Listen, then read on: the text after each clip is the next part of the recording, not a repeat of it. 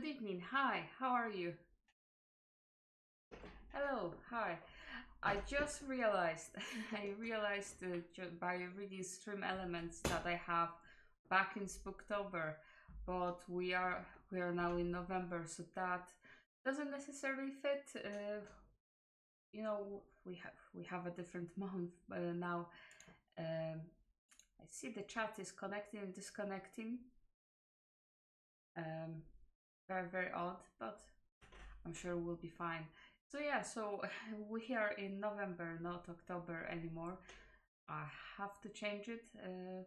I suppose I wasn't thinking about it. I wasn't thinking that we'll be still going with Vampire the Masquerade, but I'm happy to continue. I'm happy to go forward with what's happening.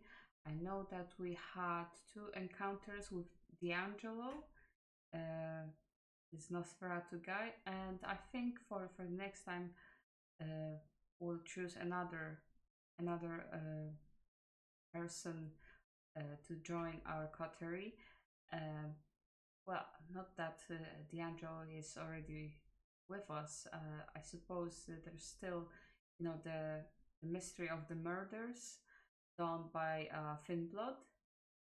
But yeah, we might as well start the other one and just kind of follow them through. I think that's the best route to go around it.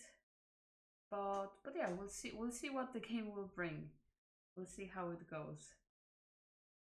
So oh goodness, forgot to put the music in the background. So let me just do this, and now we have this lovely music, which I'm downloading the VODs just for future reference, and I'm uploading them on YouTube. Now YouTube is saying that, hey, this song, you can't use this song. It's in the game, so why? Why exactly? I mean, fair, yes, it is a song that that belongs to someone. At the same time, I don't know if it's a part of a game that should be taken into consideration. But I'm no specialist when it comes to those things. Now, I've been connected and disconnected from the chat a couple of times now, which is odd. I have a lot of welcome to the chat room messages at the back.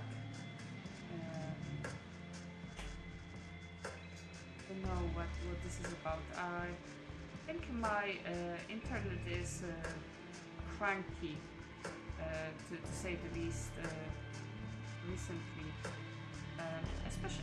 It is especially evident when I'm trying to watch something on the TV.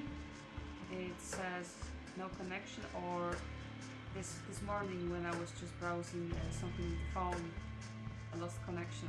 I don't know what this is all about. Maybe some flares of the sun. And another connecting to the chat. Well, let's leave it. Let's leave it at that. Hopefully everything will be fine. So yeah, load the game, night 5. I don't think we rested yet.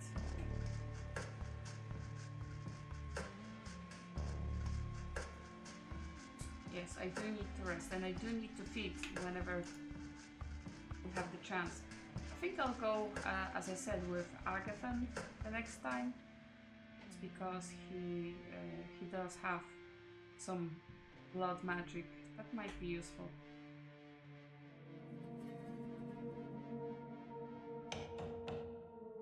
Not long after you wake up tonight, Gregory knocks on the door of your apartment. Hey, oh, Gregory!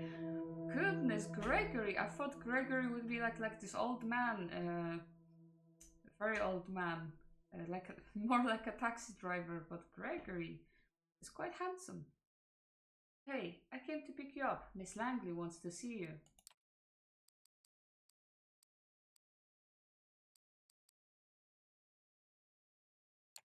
Any idea what she needs me for? I'm not in the position to ask. He smiles politely. The car's waiting, shall we? You wrestle with the same thoughts as a few nights ago. Maybe you should just leave, disappear, let Sophie find somebody else to employ. But then you remember the anarched fog being cut down by Kadir and how close you were to the same fate, not even a week ago, and that it might still happen if you step out of line. That's also very true. We have to just adjust to the new life. You follow suit. As with your previous visit here, Sophie seems not entirely present when you enter. Her eyes are locked onto one of the paintings in the room. You're pretty sure it was here earlier, but she's behaving as if she's seen it for the first time in her life, entirely entranced. Gregory clears his throat. Sophie turns to the both of you, a bit of irritation in her countenance that soon gives way to a pleasant, warm smile. You're here. Excellent. Thank you, Gregory. Her driver leaves and she turns her attention to you. I hope you had a good few nights and made some new acquaintances, but I have to say, I'm happy to see you, Draco. Thank you for coming. The change in mood of the room is so sudden and startling. It makes you consider the true power of vampiric charisma. Rationally, you know you're being manipulated. You don't even care. Her eyes, her motions, her entire body language all feel 100% genuine in expressing legitimate interest in you and your well being. I have a request for you this night. I need you to find somebody for me and make a delivery. She points to the statue at the side of the room. You notice a plain looking flash drive lying on the edge where inanimate Archer's bow touches the pedestal. The man you'll be looking for calls himself Kaiser. He has eyes and ears all over New York, and it's rare for something to happen here without his knowledge. I'll need you to take this flash drive and bring it to him. In exchange, he'll give you an address, which I need to know as soon as possible. Okay, so we're going somewhere on a mission. We're about to ask what's on the drive, but Sophie proves to be one step ahead of you. Oh, don't worry about the contents. They are encrypted, a precaution for if the data falls in the wrong hands. But it won't, correct? She gives you a smile that just a handful of nights ago would make you feel like melting. Oh, and Draco, Kaiser is a Nosferatu, that twisted, deformed lineage of kindred. He's old, and his age has made him even more paranoid than others of his clan tend to be. So we do have some experience with dealing with Nosferatu fellas. They seem to be a bit odd, but we'll see. He holds many havens and changes them often. From what I've gathered, he or one of his servants should be found at the park on Coney Island tonight. We'll have to identify them somehow. I'm told Kaiser has spent many of his nights these past few years being driven around the city in a black limo. Maybe keep an eye out for it. Let's smile again, but much shorter.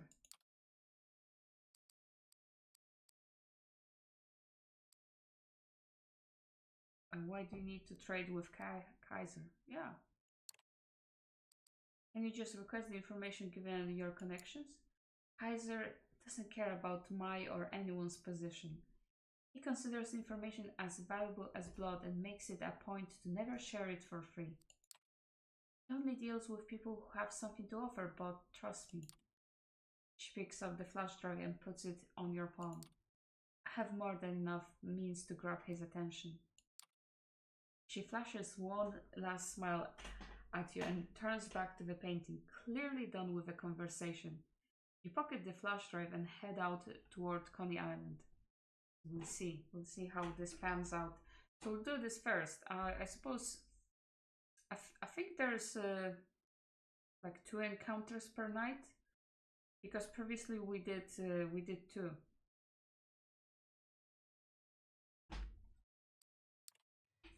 It takes you to the better part of an hour to reach the lights and sounds of the Coney Island Amusement Park Road. from the city. The drive is almost pleasant this time of night. Thank God for Belt Parkway. There are plenty of people here tonight, but nobody who stands out as a traveling purveyor of secrets. Then again, if they did stand out, it would be kind of pointless, right? Nothing to do but figure out the right approach. I don't know, like if there's an option for using the powers, then I would use the powers. You take a moment to focus. Oh, I need to feed. I see the blood. Oh no. You take a moment to focus and try to pick up any details that would help you with locating Kaiser. Initially, the noise from the nearby amusement park floods your mind and momentarily stuns you. A child's crying, the loud bang of a car door closing, the bright old-school logo of a cycle roller coaster, all overload your senses and you have to lean on a nearby booth to stay upright. You gain control, start talking, listening in, taking the signs and smells, looking for something, anything to point you in the right direction. A man talking on his phone, a snippet of conversation. Clean them red stuff from the garage, tidied up in general. The limo fit for sure. Come on, don't be like that, boss. I didn't mean to. Yes, I know. I am. It's a privilege, Mr. Kaiser. The call ends, the man tucks the phone away. It's a fancy model, doesn't look like anything readily available on the market, and doesn't fit the guy's rugged looks as well at all. He notices you. Hey, what you looking at, huh? It does look like he has something, like some skin condition.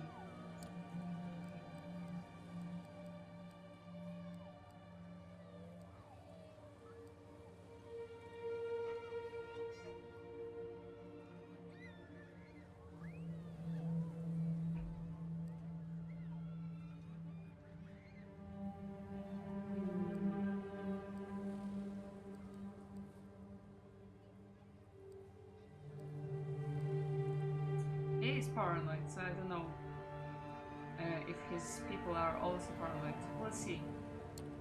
Overheard your call just now. Any chance Mr. K stands for Kaiser? Nah, it stands for film line isn't his forte. Fuck off. Later are comebacks, it would seem.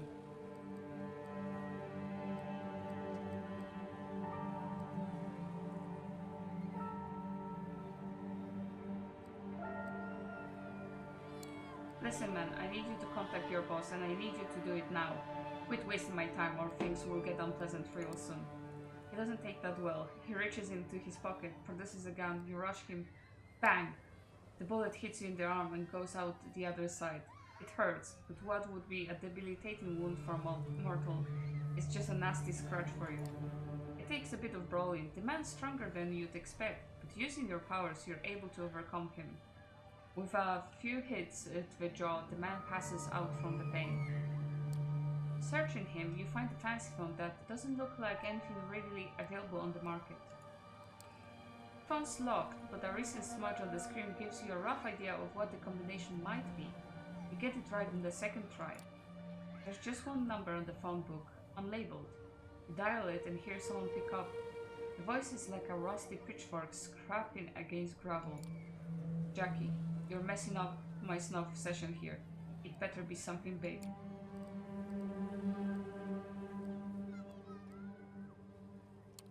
Hi, I have something for you from Sophie Langley. Care to come pick it up? Silence. Not even a sound. The call ends. You try calling again, but the number is blocked. Nothing to do but wait to see if he shows up. Oh, did I mess up? Not 15 minutes pass before a black limo stops near where you're waiting. One door opens in the invitation. Inside of the limo used to be a luxury lounge, the kind with a stripper pole and a bar full of alcohol. But it currently has none of that. Instead, there are monitors and consoles. There are dozens of displays, each one showing something different. Surveillance camera footage, stock market quotes, television news, emails, tweets, silent movies, lo-fi footage of a gory torture session. I wonder if the limo's owner can focus on anything while surrounded by all of this visual noise and then realize there's nobody there. Or is there? A man blinks into existence on a leather-covered couch, attempting to maintain something that approximates a regal presence. You're 100% sure. It's Kaiser. Surrounded by dimly lit computer screens, his features are even more ghastly than we imagined. All sharp angles of twisted bone, mangled flesh, and crooked teeth. Will they show him? He bears them in an awful parody of smile. Suddenly, someone grabs you from behind, twists your arm, and pushes your head against the car roof. I got them, boss. I have them! Nosferatu chuckles. Oh, congratulations. Oh my gosh. Dickweed. Could have done that before we gave away the fucking phone. Just let them go already. Yeah, he is not a looker. Ah, good evening, hello. Hi, Kaz. So, I didn't see the message that the chat is going a bit bananas. But I see it in the little open. Yeah, it's going good. I hope now we have a bit of a situation over here where I need to get some information exchanged. Now this guy, we'll see how it goes. But you're going to make me repeat myself, you thick motherfucker.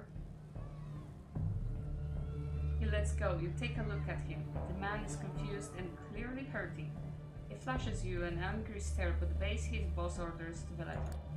What? Are you waiting for a formal invitation? Get in the car. We have some talking to do. Doors close behind you. So Langley, huh? I'm guessing you've got something for me then. You reluctantly pull the flash drive from your pocket and slowly pass it to Kaiser. He plugs it into a USB port on the arm of his chair and displays the data on one of the screens that happened to be turned away from you. It takes him about a minute to access the data. Who do you people think I am? I saw this footage a week ago. He removes the flash drive and throws it back at you in disgust. Tell Sophie the deal's off. She wants her address. She can give me something else.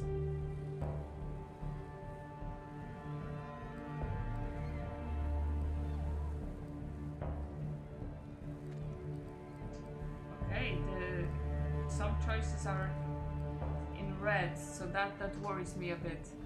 Now, granted, I hope it's not because we are thirsty. Presents? Ask him to make the deal? I suppose that's the only option to go. You take on the most persuasive voice and amicable stance you can in what basically constitutes the lair of a megalomaniac monster. Come on, man. Don't send me back empty-handed. Take the data and honor the deal.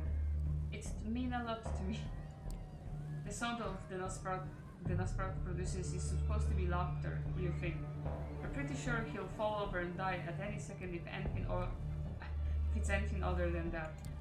Oh, look at me, I'm so pretty and well-spoken. I'm gonna feed you this bullshit and you're gonna cram it and ask for seconds. Who the fuck do you think you are? You know what I should do for trying to pull that trick on me? I should mutilate your face and rub sulfur into the wounds. Rip your tongue out and use it to stuff a fucking turkey. I don't think we were supposed to be nice. I think we should have been a bit more aggressive in the approach. I think. Only see, I'm in a gracious mood tonight. Plus, I hate turkeys. They disgust me. So I'm going to give you a chance to make this little transgression up to me. I'll contact you. Maybe I'll even throw in that stupid address so Langley can shove it up her cunt. He is so mean. He is so freaking mean, but then again, with a face like that. But right now, unless you want me to get really pissed off, you'll show yourself out. You're pretty sure you're done here. You get out, close the door behind you, and the car immediately starts backing up. The opaque windows slide past you, and soon the limo is on its way. He does sound like a very kind of dominant person.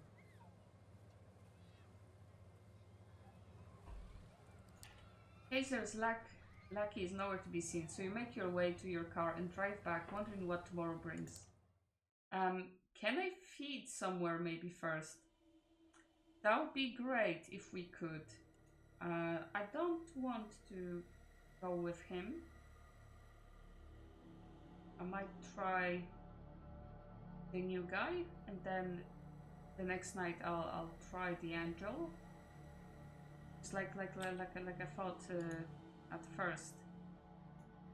Go this route.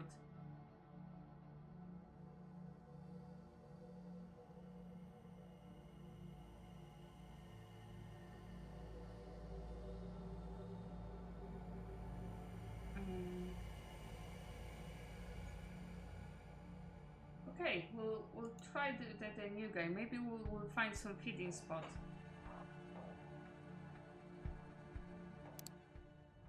You arrive at the address given to you by Sophie, a small bookstore smack dab in the middle of Broadway, of all places. What really catches you off guard, though, is the store's display.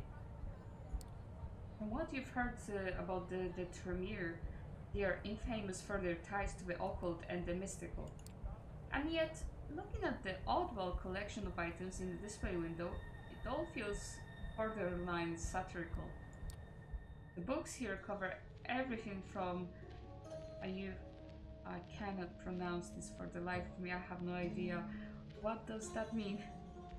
Ayurvedic practices and homeopathy, wellness and self-motivation. Vaguely amusing juxtapositions don't end there either. You notice a copy of Anthony Lavalle's Satanic Bible tucked behind a cheap smiling Buddha. That makes for an audited display. A very odd one. A scientific journal on hematology sits next to a teen-oriented pamphlet on the blood type personality theory. So it's kind of a bit of a... yeah, it's a contrast of different things. A number of religious and quasi-religious symbols, lockets, pins, and various emblazoned paraphernalia? That's how we pronounce it? Are haphazardly strewn across the display and between the tomes.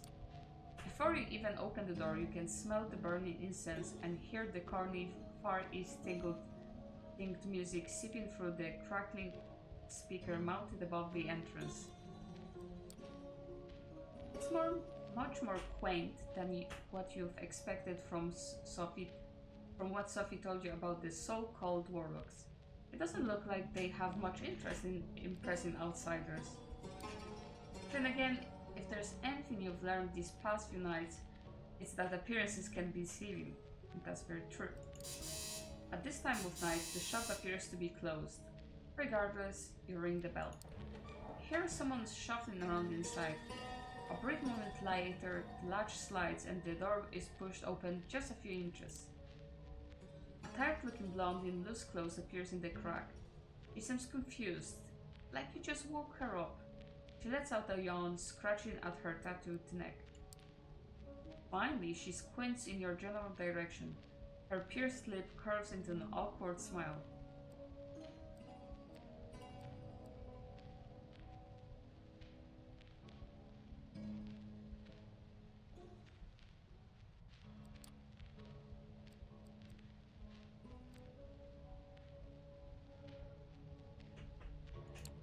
I'm looking for a gay... a gay...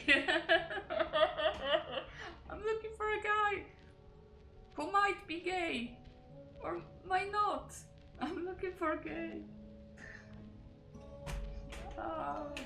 It's been a long day. It's been a long day. I should really get more sleep, honestly. I'm looking for a guy named Agathon. Is he around? Girl gives you a suspicious look over, but opens the door. She takes a few steps back, and you hear the footsteps coming from behind a floral curtain that covers the back door.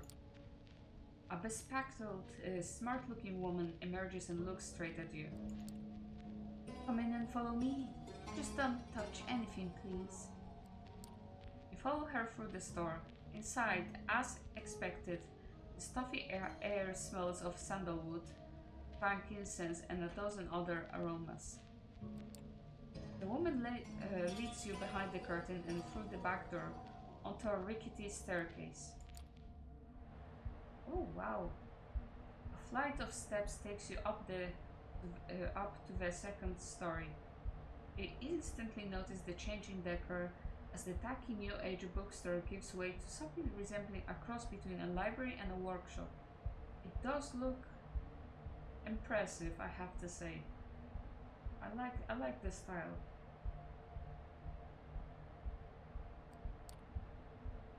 The smell here is strong too, but much more layered. You're not sure what to make of it at first, but with each whiff, it becomes apparent. Blood. The aroma, though subtle at first, soon becomes overpowering. It takes a moment to adapt and focus. I don't think you know who you're speaking with, so an introduction is in order. My name is Ashlyn Sturbridge, and I am the High Regent of the Chantry of the Five Boroughs. Okay. Regent. Let's Regent. Every chantry. Well, what's a chantry? What's a chantry first? A traditional name for the premier headquarters in a city. Usually part shelter, part library, and part laboratory. Okay, so headquarters. Regent. Every chantry has a regent. The regent is responsible for the total age of all other Tremere in the domain. While the regent may not teach them personally, she must ensure all Tremere are being educated.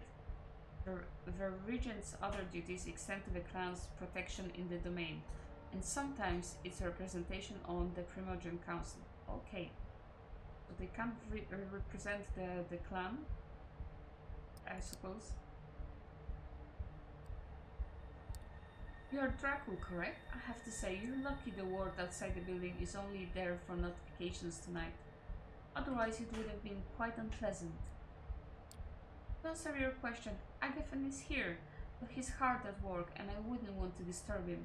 Am I to understand this is a social visit?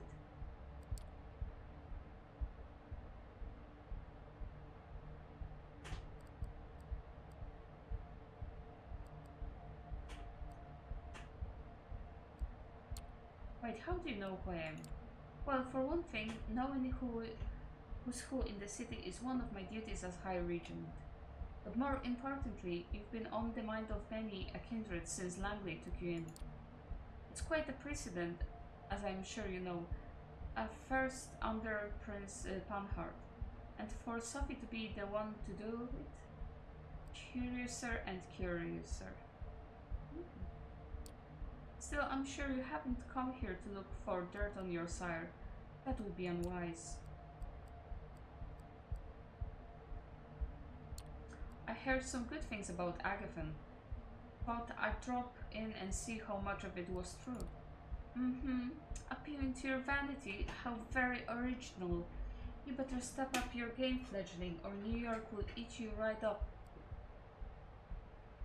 Okay. Why is everyone so mean in this game? Okay, I do know, it's that kind of vibe, but everyone is so mean. Suddenly a man enters from a side room. He doesn't even look at you, lost in his own thoughts. I have it, Ashley. I think I know how to find it. He catches himself as he notices you. His face turns sour. It's almost like a game about vampires. Blows my mind. Hey, but I suppose maybe people are nicer in Vampire Survivors. Potentially. A visitor. Yes, we were just discussing you, in fact. Is that so?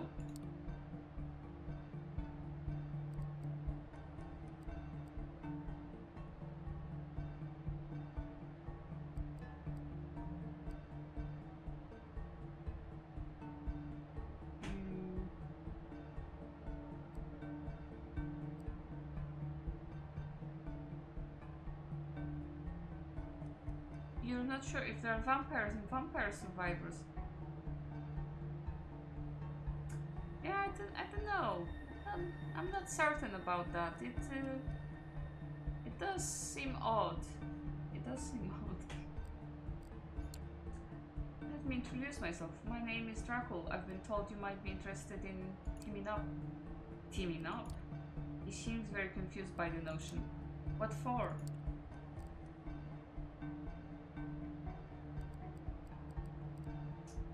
Yeah, I suppose it's good to present an offer first. After 90 hours in the game. There is something in that game, but are there vampires?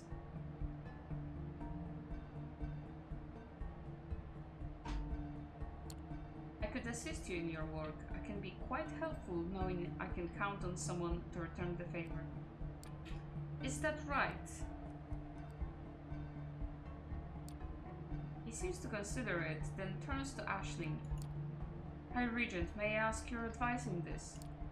Aisling looks at you with nary a sign of emotion. I believe that you are more than capable of carrying out your task, my child.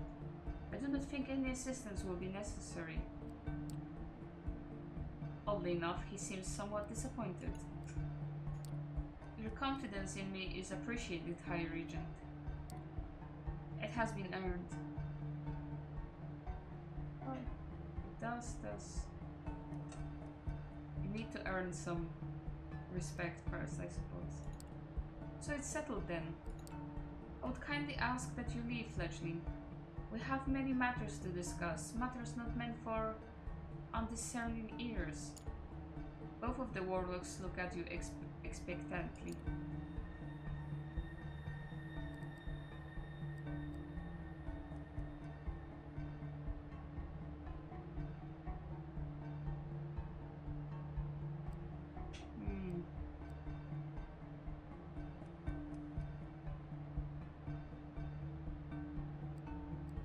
Apologies for any inconvenience. I suppose good manners. Well, apologies for any inconvenience I might have caused you. Good luck with your work. You make your way downstairs. As you pass the blonde who now seems to be napping behind her desk, Agathan reappears behind you. Wait, come back up for a minute. Somewhat confused, you follow him back in the workshop. Aisling is leaning against the wall, watching you both with a keen eye. Listen, I tend to work alone. I'm not used to socializing, but a lone wolf, I understand. Hesitates for a while. When he speaks again, it almost comes out as a mumble. I could use some help tonight. Would you be interested in teaming up? Why don't you start by giving our intern here a brief explanation of what it is you're after? Agatha gives Aisling a hesitant look, but the woman nods approvingly. Encouraged, he turns towards you. A member of our clan disappeared without a trace a handful of nights ago. While the High Regent investigates if any foul play was involved, I have been tasked with recovering her research notes. If there's anything left to recover, that is. Hey! So, we need to find something. Find the notes. I might have an idea where to start looking, and I suppose this is where you come in. I would know. If you truly wish to help, I could use your assistance tonight. Right now, in fact, given the time we're just wasted on idle chatter, I should leave immediately.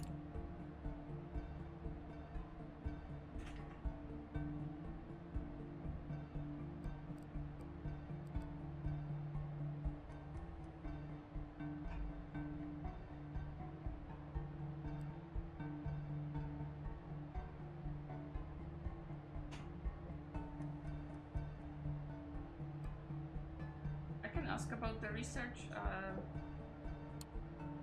Sounds important. What's it about? A simple glance at Aisling is enough. You can tell you're not getting an answer, at least for now. It's important to us, and that's all you need to know.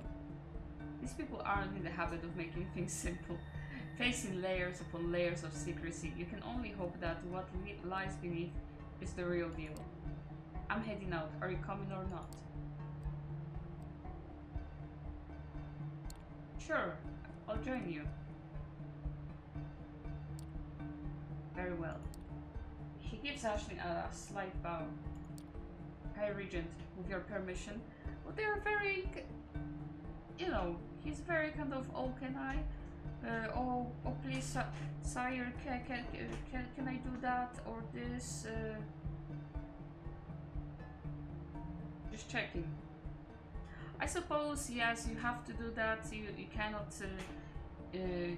bring shame to your sire, and you know you have to listen to your sire.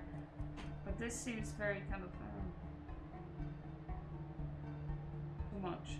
I wonder if D'Angelo has a sire. I wonder if he listens to someone. I doubt that. She nods. Before you go, however, Drackle, defer to Agathon in all things. Our clan values obedience above everything else. I can see that. Is region high like 24?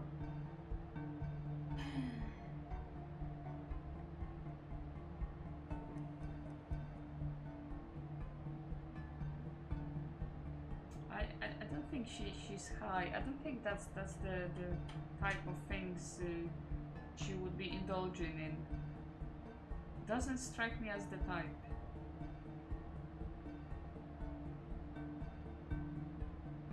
I kind of did. I did a bit. Yeah. Just a bit. Just a bit. Just a bit.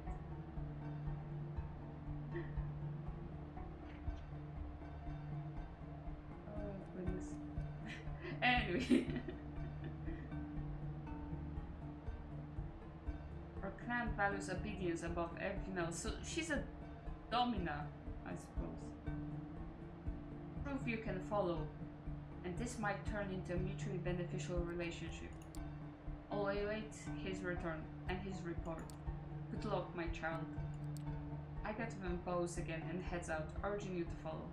The High Regent watches you leave. Outside, Agathon leads you to his car. It's almost funny seeing him get behind a wheel. Somehow you'd expect a more mystical means of transportation. Okay, and those eyes, always the, you know, whenever someone is driving, there's always this kind of a stare. They can sit here, they can sit here. It's always I like this. It's creepy. No, this one is going like.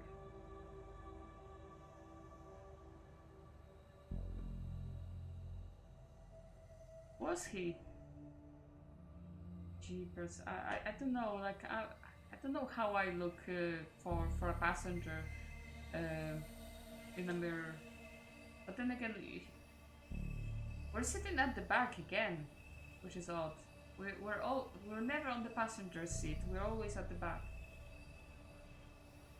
We drive south, heading to the lower east side. Agathon seems lost in thought. Either that or he's a very careful driver. Either way, several minutes pass in silence. I suppose he's not very talkative.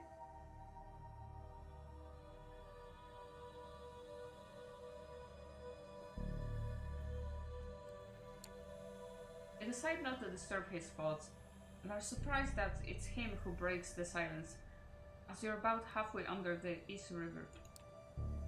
Let me ask you something. Why me?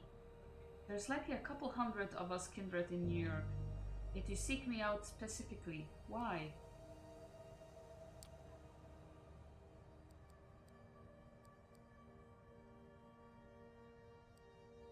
I suppose, for one, Sophie spoke highly of you. She gave me a short list of people to meet. You were on it. I see.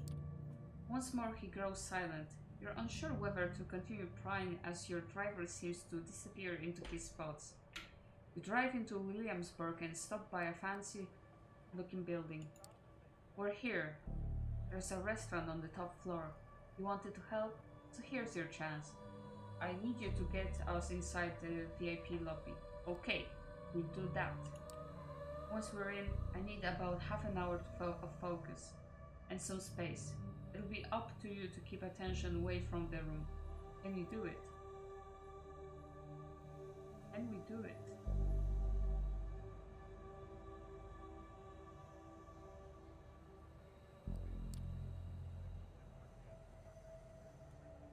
He doesn't wait for an answer and points to the front door. Go ahead, I'm right behind you. The two of you take the elevator up to the restaurant. Door opens and you see that there are only a few guests left sitting at their tables. An important-looking staff member approaches you. Good evening, I'm very sorry, but the restaurant is closing for the night. I can make a reservation for next week, if you wish.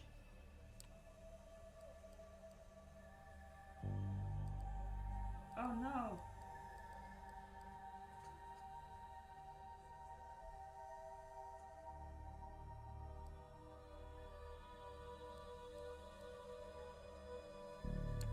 No, I think we can get in now. We're special clients, if you know what I mean. I don't think I do. Apologies, but it's company policy. No exceptions. Would you like to make a reservation?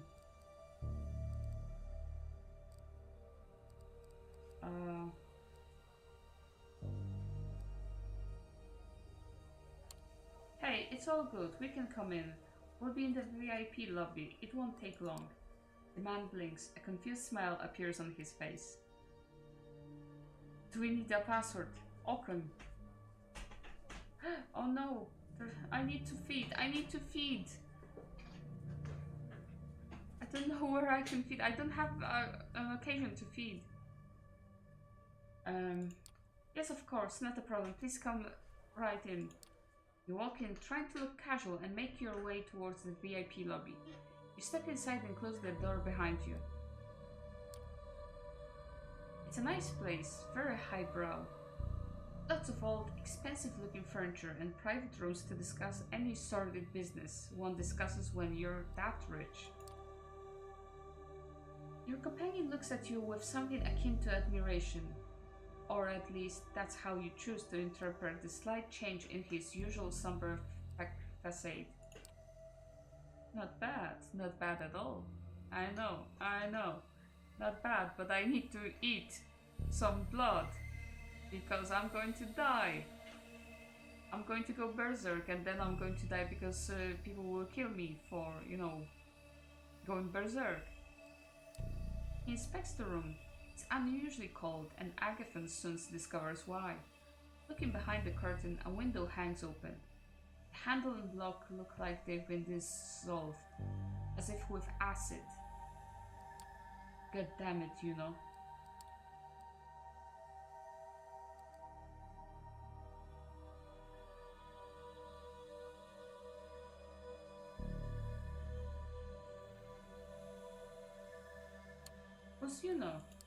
How about I tell you some other time?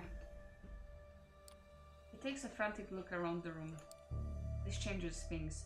Keep an eye on the door. I'll need some time, half an hour. At the very least, nobody disturbs me, understand? He hastily pushes a couch and some potted plants out of the way, moves a bar stool and takes out a curved knife. Cutting into his own arm, he lets some of his blood drip onto the wooden floor. There is something going on. It's pretty fucked up the way his flesh oozes the deep red thick vitae. I hope we won't attack him by accident, In life, you'd have found its stomach churning, but right now you feel weirdly turned on by the sight. What follows is more disturbing yet. With one hand, he sheathes the knife and seals the wound. With the other, he smears the blood around him while muttering some weird chant. It sounds vaguely Latin, but you're pretty sure it isn't. Can you suck the blood off the sofa? Can I? If there was an option to do that, I would do that, because every drop counts. That's a waste of blood. That's a waste of good blood, but Then again, I'm not too sure if we can drink other vampires' bloods. That sounds like a big no-no thing to do.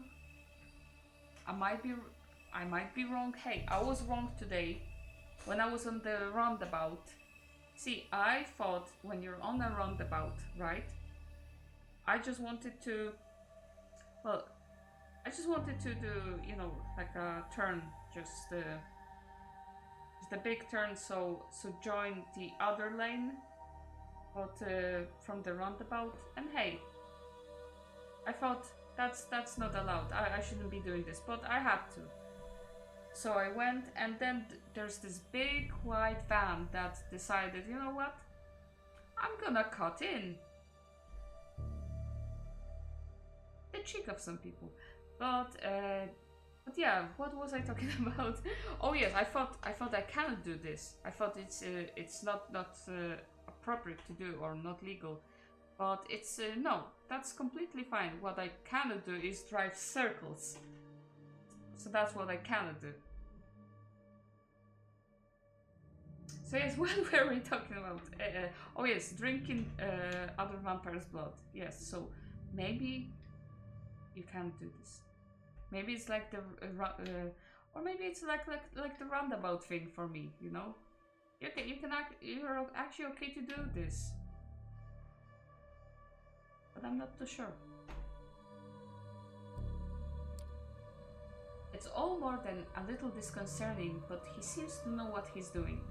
A few moments later, the circle starts glowing faintly as thin wisps of smoke surround Agathon.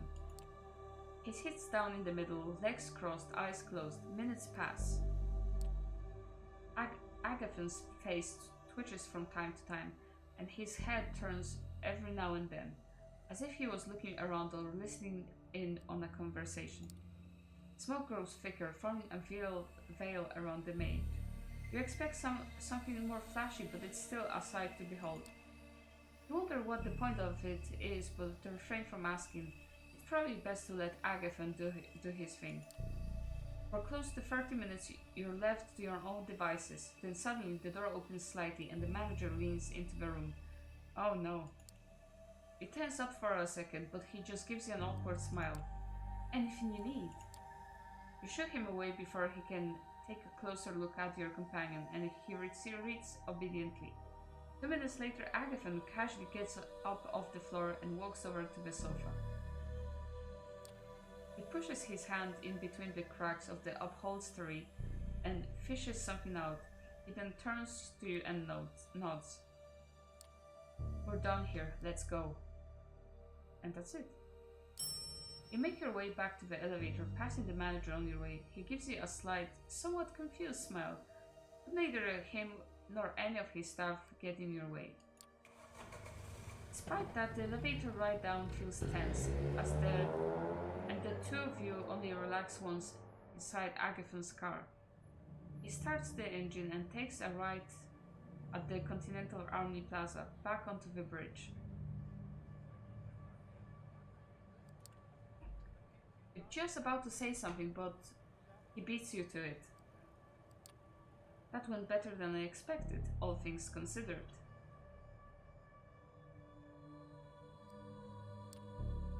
It might have been a trick of the light, but you're pretty sure you just saw a smile.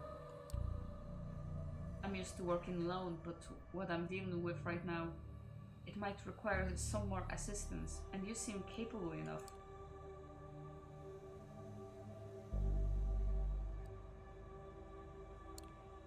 I can do more than watch your back while you're channeling Madame Blavatsky. Can you now? I guess we'll find out. Next time. That seems to deplete his social battery for the night. You drive the rest of the way in silence. It doesn't take you long to reach the warlock's hideout. Agathon waves at you absent-mindedly, once again lost in his thoughts, hopelessly so. One of these nights, you should probably take him up on his offer. Who knows? If you gain his trust, maybe you can actually break through his stoic facade and meet the man underneath. The hunger calls to you. A face on the night streets of New York catches your eye. You cannot look away. You were supposed to be doing something else, but what that was exactly doesn't matter now. Sheer beauty, a face, no, a person to die for. You follow them. Get close enough to almost smell them, almost taste them.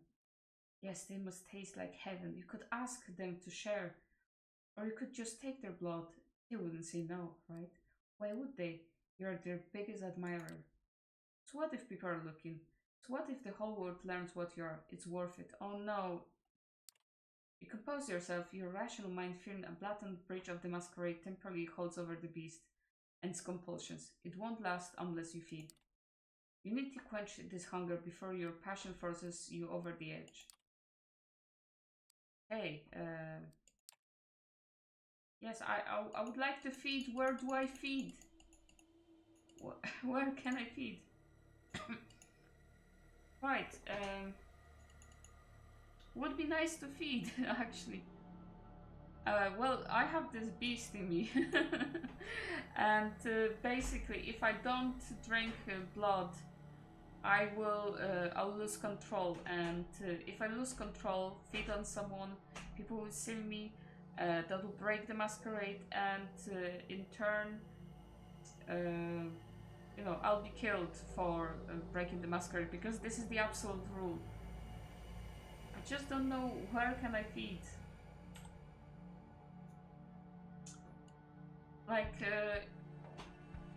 I will lose control.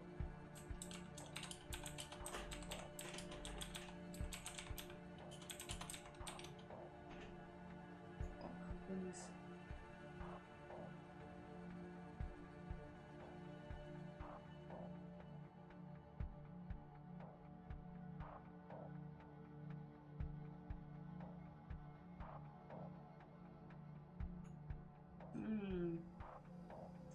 Just checking about option to feed.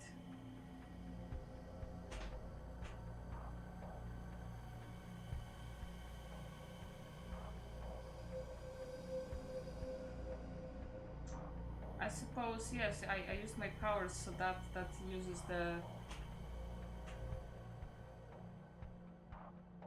True, true. Someone said on Steam, to use alternative options instead of using the powers all the time, because using the powers, that drives the hunger forward. So we don't want that. I hope I can rest. We're walking down the street towards your haven. In some other town, the sidewalks would be deserted this time of the night. In New York City, there are plenty of passersby going about their business. It's easy to be paranoid when you're a vampire surrounded by a crowd of humans.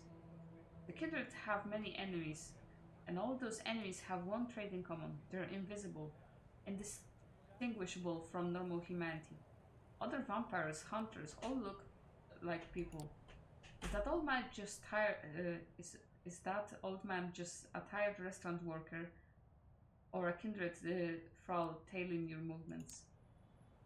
Are the officers idly waiting in a patrol car ordinary cops or Second Inquisition specialists looking to end undead threats? Let's see, Second Inquisition. SI, a collective name among vampires for the recent coordinated efforts of intelligence agencies to combat the Kindred as if they were a terrorist threat. Okay. So like an FBI bot for vampires. Few individual agents understand what they are fighting, and the intra-agency collaboration codenamed First Light places enormous import on keeping their operations secret and disguised as ordinarily anti-terrorist action. Okay. This kind of thinking leads to madness, but you can't shake the feeling that someone is watching you. It's not the first time you felt like this. Following the queue of so many mortals around you, you stop at a street corner to casually survey your surroundings, as if you were trying to remember which turn to take. You look around ostensibly at street signs, but in reality, to see if someone really is following you. Down the street where you came from, a crowd of young drunk men argue loudly about baseball. There's an indistinct figure standing behind them, Almost impossible to notice. I wonder who that is. A woman, probably. The men unconsciously move around her as they start to walk away, still mouthing off at each other. Whatever this is, it's probably something you have to take care of. Best case, someone is tailing you. Worst case, you'll be attacked and killed. Unfortunately, being undead has its limitations. The sun is coming up soon, and you'll burn to a crisp if you stay out on the streets. You reach your haven and settle in for the day. Disconcerted by the idea that someone might know where you sleep. The hunger calls to you. Oh no! A face on the night street on near catches your eye. You cannot look away. You are supposed to be doing something else. Oh no. Oh no.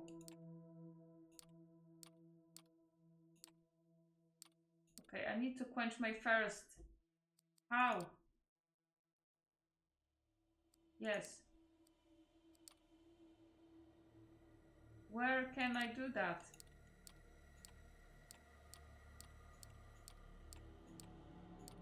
Okay, Grant. Yes, I know I'm hungry. What do I do? Who's that?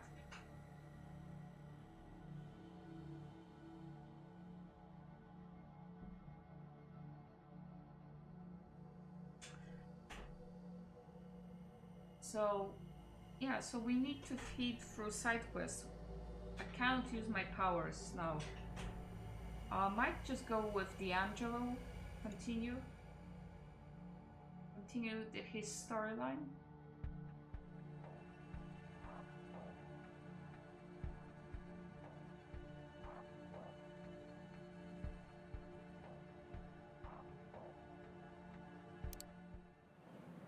Knowing there are only so many places with a good enough view of the Manhattan Bridge, you decide to check the ones that aren't likely to be crowded at this time of night. It doesn't take you long before you hit the jackpot, Jane's Carousel. As you're walking along the pier, you notice a lonely figure sitting on the bench. Steel flask in hand, his legs up on the railing. Soon enough, you hear a familiar voice. Yeah, I do like it very much. I do enjoy it. I take it in small doses because I know it can be completed in something like 6 hours, but I'm not pressed for time. You know, just going bit by bit. It's not the climate of a game that I would normally choose. Just as I said, everyone is so mean, and everyone kind of wants to. Everyone has, you know, kind of certain agendas of their own. So, but yeah, it's nice. It's nice to have this, something a bit different than usual. Evening turned to night, and as the final flickering rays of sunlight gave way to the kind nocturnal shadows, so did the last of the jabbering tourists give way to the blessed silence. And yet I couldn't shake the feeling. Pausing mid-sentence, he leans back over the bench, backrest, and looks straight at you. Upside down, his face looks even creepier than usual. That I wasn't alone. That flask, is that what I think it is? Depends on what you think. It's a little something from my private reserve. I call it Drunken Sailor, because that's probably where it came from. He takes a sip, then points the flask in your general direction. Want some? Oh yes, definitely. Feeding opportunity. Oh yes, thank you. Thank you, my friend. Sure, why not? You take the flask and take a swig. It's blood alright, mixed with other frivolous substances, some of which you recognize, while others you probably don't want to know. That's the spirit. Why do I have blood when I drank blood? Now that you're good and sauced, there's something I've been meaning to tell you. There's been another one. Killing, I mean. Down by the docks.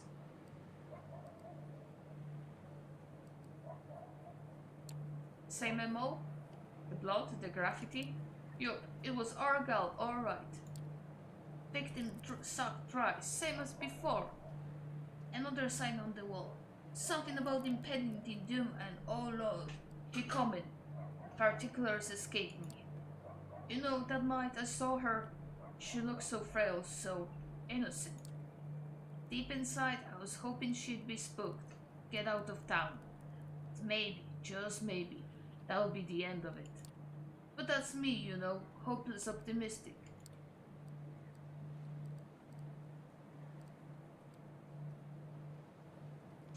Where is she, or why is she doing it?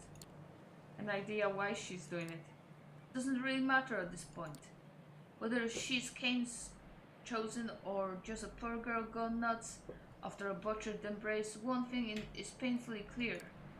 He gives you a look full of worry and sadness. She ain't gonna stop.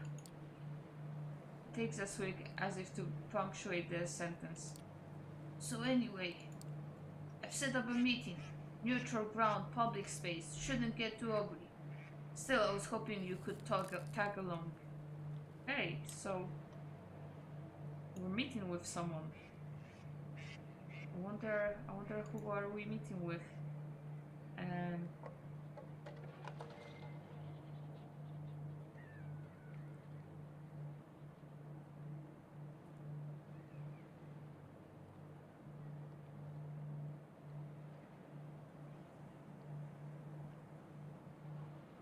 How many times did they meet with him?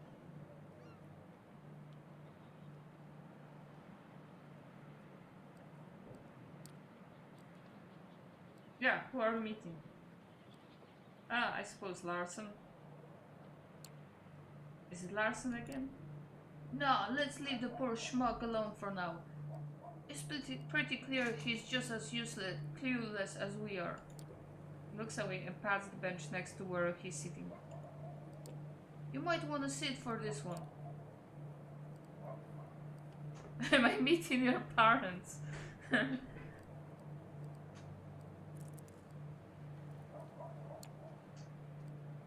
Oh, come on. It can't be that bad. Who are we meeting?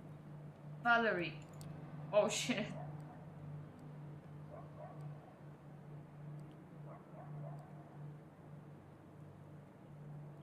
I'm sorry, I must have misheard you. Wanna try that again? I know how it sounds. Listen, kid, I know you two didn't exactly hit it off, but she's not as bad as you might think. Is she not? Is she not as bad? She was a bit... yeah, a bit intense in her kind of looking down on us. I mean, in some respects, she's probably worse, but she can be reasoned with. Once again, he goes for the flask, but stops himself mid-motion. Look, the way I see it, we ain't got a choice. As much as I want to help Sana, she's clearly a few bats short of a belfry. More people are gonna die unless we do something about it.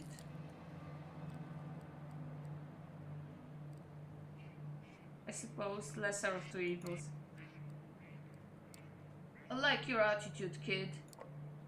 I know it sucks, but hey, there's one thing life has taught me.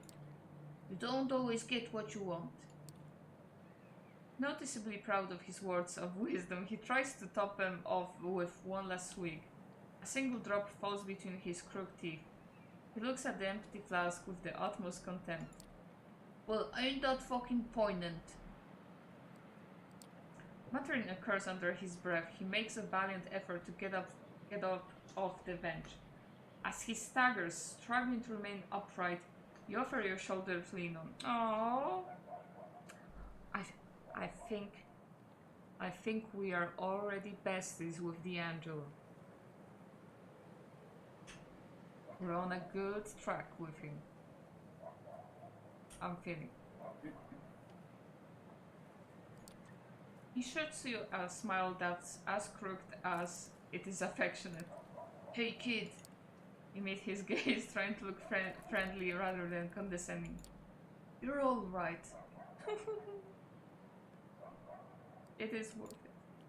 And with that heartfelt moment, you bid adieu to the sprawling vista and make your way towards the bridge. Next stop, Manhattan. Entering the park from Midtown Manhattan, you promptly take a spot by one of the alleys, not very deep into the park. Minutes pass 5, 10, 15. You start to wonder if she's ever gonna show up. Suddenly you hear a familiar voice, but with an unfamiliar tone. She sounds almost nice. Hello, Ginny. And there she is, walking along the side of the fountain. She looks less out of place here than back at that junkie-infested hovel, but only by a slight margin. Something tells you there are only so many places she would feel at home, and probably not ones you would want to find yourself in. Val. She glances over at you, barely noting your presence. Of course she doesn't. She thinks we are less than a maggot. So, yeah, that's that. Sorry about last time. Nothing personal, you understand. When I caught when I get caught in the moment, I can get a bit intense. I can attest to that.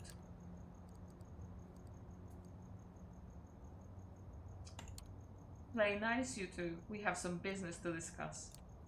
All work and no play, huh? Why not? She turns to D'Angelo and flutters her eyelashes. You can tell she doesn't see you as her equal, but this come-hitter routine is getting kind of unnerving. Lay it on me, sugar. We're here to talk about Sana. Yeah, ironic. Cheapers. Who? Oh, right, the Finblood. What about her? The girl's a threat. We need to find her. Figured we can do it faster if we work together. Uh-huh. Keep going, honey. Because I have a feeling there's a catch coming. The catch is... Awkward silence. It's not often you see him at a loss for words. Seeing him struggle, you decide to jump in. Yeah, we want her alive. We want the girl to stay alive. See, now that's a deal breaker right there, sugar. If you want me to even consider it, you'll have to sweeten the pot.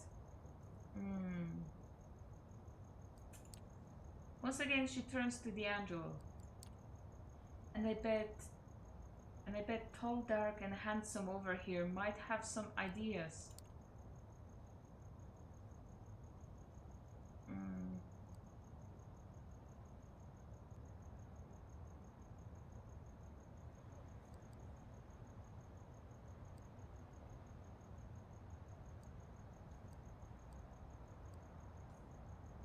Yeah, I don't like where this is going. Don't get too excited, kid. She wants a higher profile target to show off to the prince what a good little scourge she is. That's all you care about nowadays, huh? Playing the game? Climbing the ranks? A smile creeps onto her lips. You can tell it's forced. D'Angelo definitely knows how to get under her skin. That's my genie. A big old brain and a heart to match. Once again, she turns to you. I knew right away he'd try to help this girl. He does love him a damsel in distress. But I'm still not sure what your angle is.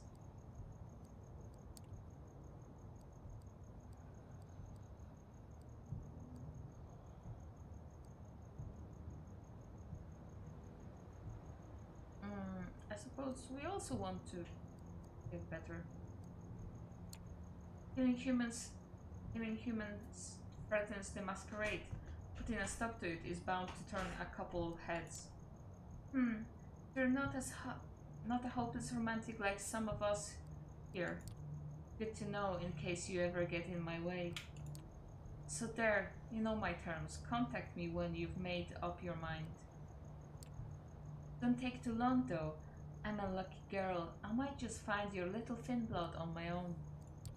Still, I hope we can work together. We did make a good team back in the day, didn't we?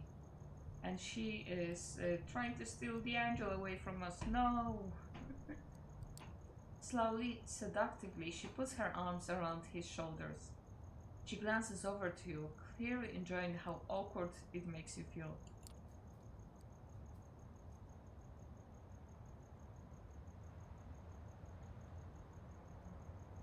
Yeah, were they a couple? Like, once this meeting is over, you'll have some explaining to do. You heard that, Ginny? You're in some hot water now. Anyway, withdrawing from the strange half embrace, she flicks the angel's nose gently with her index finger. Almost instantly, she turns from flirtatious to dispassionate. However this plays out, I have a feeling we'll meet again, sooner than later. Until then, without sparing you another glance, she disappears down an unlit park alley. The angel watches her go, the look on his face, a mixture of longing and guilt, is borderline comical. Finally, he turns back towards you, as if breaking some spell he was under. Well, that could have gone a lot worse. Yeah, who's a higher profile target? Do we have that? What did you mean by... What did you mean a higher profile target? It's not what, it's whom. She wants me to give her Larson. Oh. No way. What? Larson? Why Larson? He's a primogen, remember? A weak one, but still. For Scourge, he's a much more valuable target than some no-name Duskborn. And it just so happens that a certain someone might have some dirt on him. He squints, rubbing the bridge on his nose. Fuck it, I'm heading back to the office. Need to put my feet up, get some blood flowing to the old noggin. You coming? You're not. Why the hell not? And so you make your way toward Fifth Avenue. You've got a long way ahead of you and a lot of stuff to figure out. Although it's not your first visit, you still find it hard to navigate the dark, rust-ridden corners of the grain terminal. Luckily, this time you're with someone who could probably do this blindfolded, so you just follow his lead. As you're both climbing the rickety stairs leading to the mezzanine, you suddenly notice light coming from the angel's office. A quick look assures you that no, he did not in fact leave it on. You bust through the door like undead Tango and Hooch, or was it Turner and Cash, ready to unleash unholy fury on the intruders. Half expect an anarch death squad or an SI hunting party. Instead you get Larson, who nearly falls out of the chair when you two bust in. Oh wow. Larson, what the hell are you doing here? What does it look like I'm doing? I'm waiting for you two bozos to show up. Seemingly both intrigued and irritated by the surprise visit, the angel walks over to a cabin and pulls out a fresh cigar. And now that the clowns have arrived, does His Highness mind telling us what brings him to our merry circus tent? Her. He points at a tiny shadow covering in the corner of the room. To your astonishment, it turns out to be a very familiar face. The blood. No, not again, please.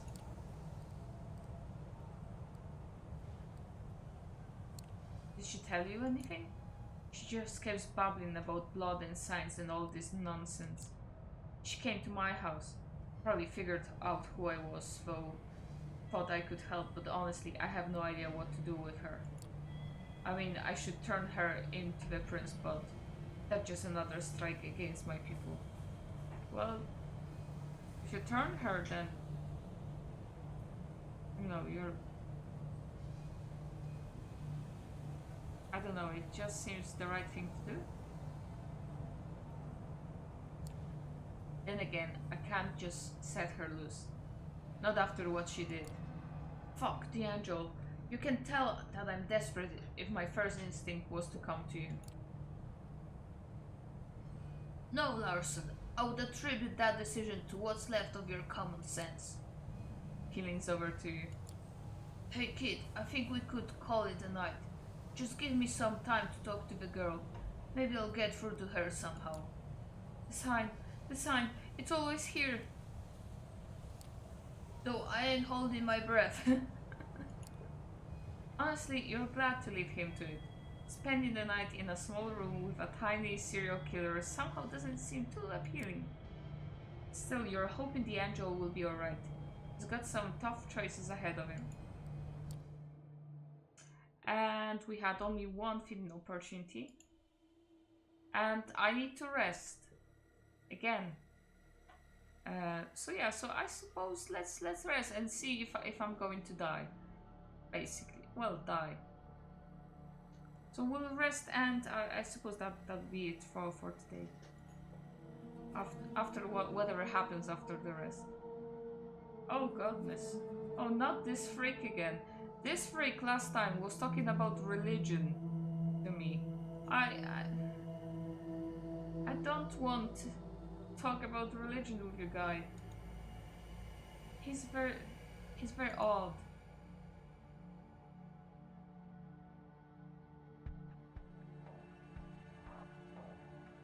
Who that person is? A nosy reporter. Okay, that's I could do that.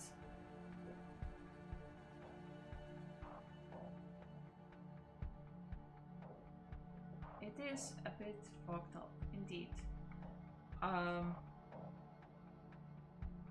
Yeah, I got one feeding opportunity when he gave me the flask. I hope there will be another one. I can't use my powers for now. I'll try not to use them. It's nice to use them. It makes everything kind of sure thing to do. But then again, there are consequences to that. I suppose I should have thought about this. I had a hunch that might be the case, but hey, you know, it was fun. Yeah, so I think that's I'll call it a day. Save and exit. Yeah, I think I'll call it a day for today. I think we're getting somewhere with our companion stories. I mean, we only started the second companion. I'm not too sure how many companions we can gather, for you know, for this story. Well, I assume because there's 4 that you know, either all 4 of them or 2 of them. So I would focus on those 2 for now. I don't know if it makes any difference, but yeah, we'll go that route. So, anyways, thank you so much for coming. Thank you for being here, and yeah, we'll continue with Coteries of New York, not in Spooktober. And yeah, so I'll be back on Thursday with that, and we'll see which route to go. Hopefully, I won't unleash the beast. Yeah, so have a good night. I'll see you. Yeah, on Thursday. I just need to change the music. Yeah, I'll see you on Thursday. Back with Coteries of New York, and yeah, have a pleasant night. Okay, take care of yourselves. Bye bye.